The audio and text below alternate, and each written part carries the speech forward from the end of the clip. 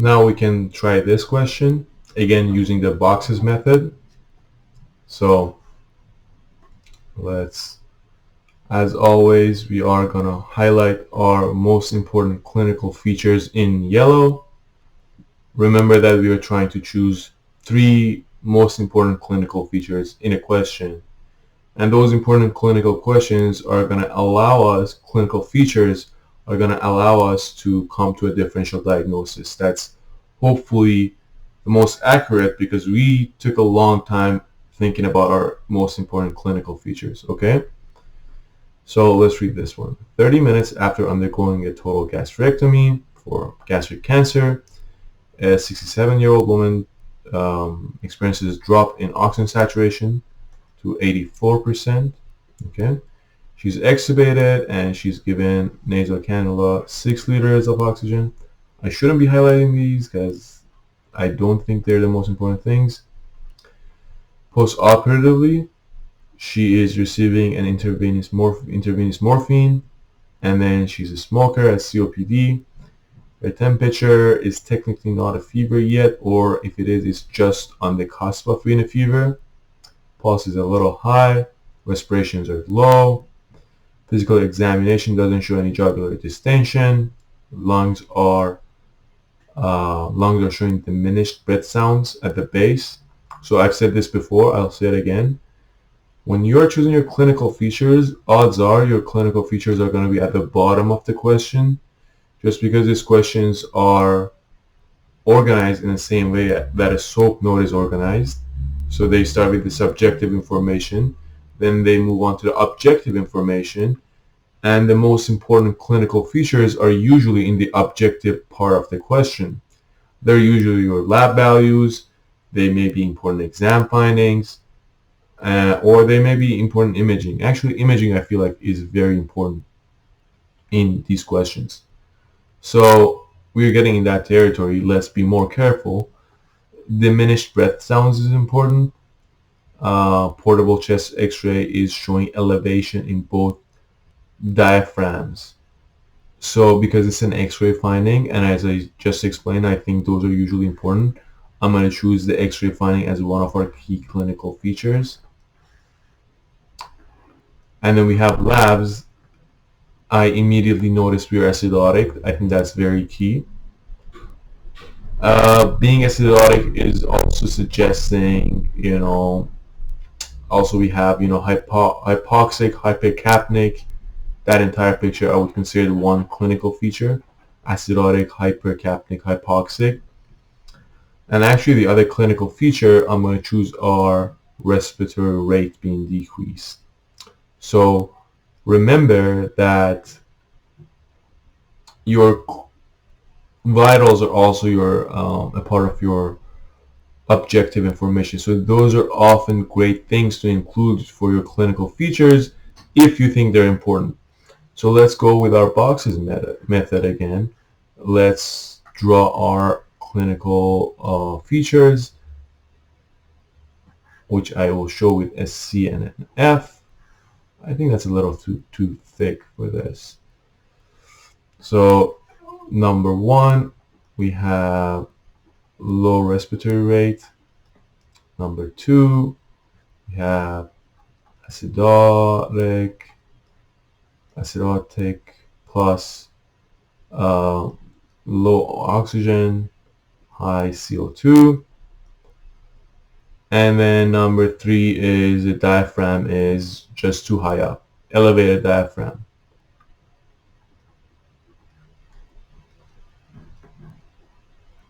Whatever.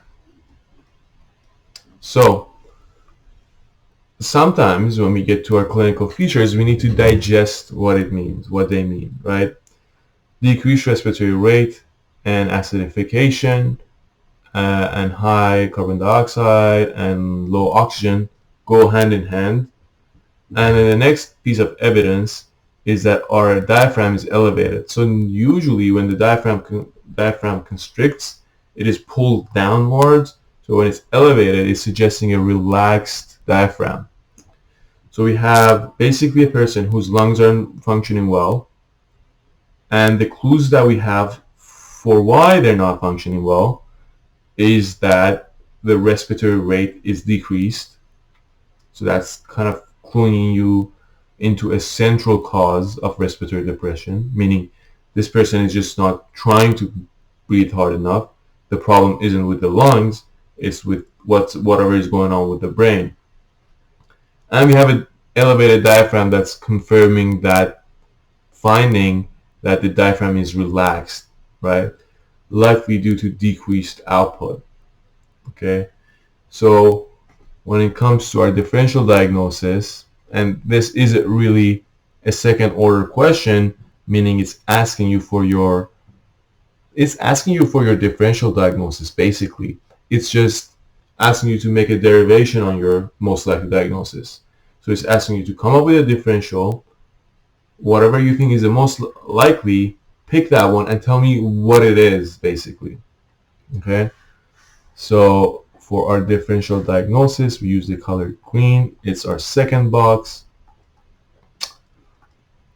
Let's put some stuff that after surgery are likely. Let's put a PE, just to fill our list of differential diagnosis. But we know that what it is a central cause of I guess it's basically lack of respiratory drive. To what cause? If you're sharp, you already know it. If you're like me, not so sharp, what you do is here, let me just finish it. So you see how going from these first three to your differential diagnosis and kind of like analyzing them a little bit, that's a bit of a skill. But hopefully what the boxes method will do for you is that it will organize everything and it will kind of digest everything. The only thing it can't do is really the part that's really skill dependent, and having you look at these clinical features and deciding what do these three sound like. But then again, because you were really careful choosing what to include in your clinical features, you were going for the more objective stuff, then you are at a higher likelihood of coming up with the right differential than someone who's just reading through the question and trying to come up with an answer. Now, sometimes when you come up with a differential, like right now, our differential is for lack of respiratory drive. It's really not like a clinical entity that we can go from there.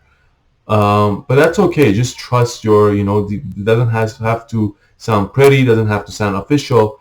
If you think they lack respiratory drive and you really don't see yourself going further, that's okay. Choose an answer based on that. I believe in this question you can choose the correct answer based on that.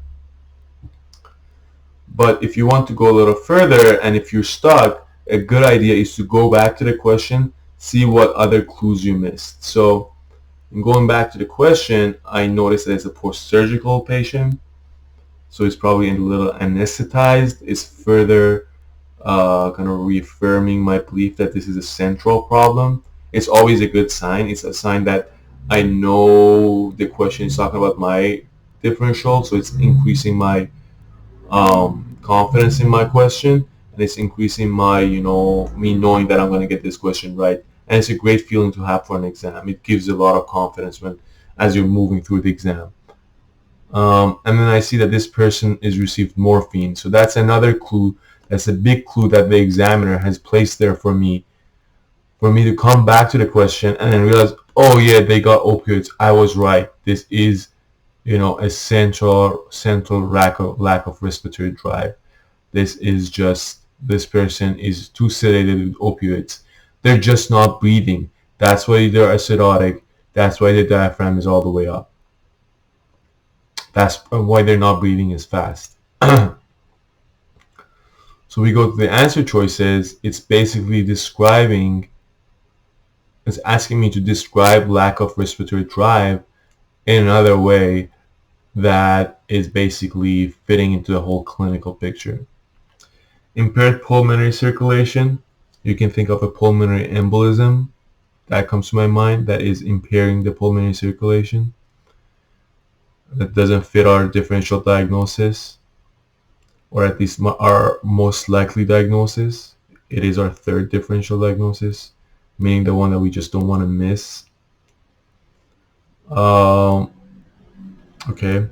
Elevated alveolo-arterial oxygen difference. This is talking about the AA gradient.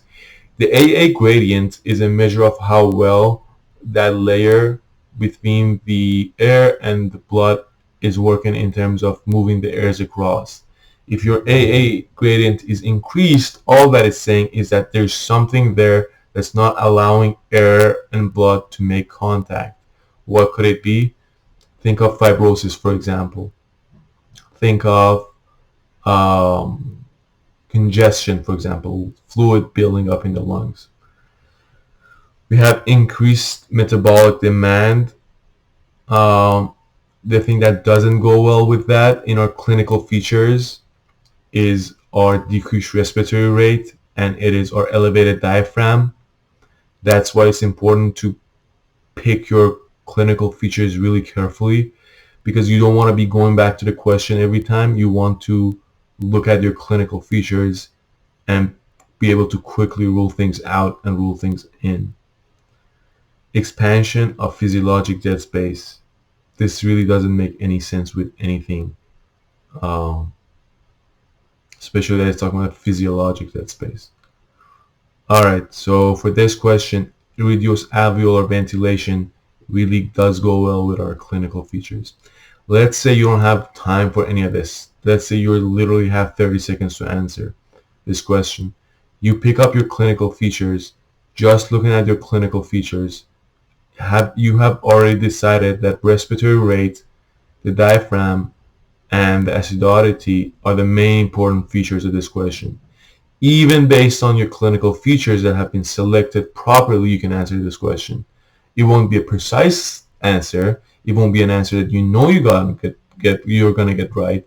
But you look at decreased respiratory rate, you look at elevated diaphragm. The only thing from that list that makes sense is hypoventilation, basically. Okay, so that's why I encourage people using, especially people who get confused by longer questions, to use these boxes when they have ample time. But if you choose the clinical features correctly, a lot of times you get to skip the next steps, especially if you're short on time. But if you do take all the steps, it will give you the great feeling of knowing you got this question right, and it's something that usually builds up over the exam, and it can help you towards later in the exam. Alright, if you like the boxes method that I encourage people to use, if you want to learn more about it, or if you are interested the way I teach, please check out my website. The link is in the description, and like this video if you enjoyed the content. Alright, thank you.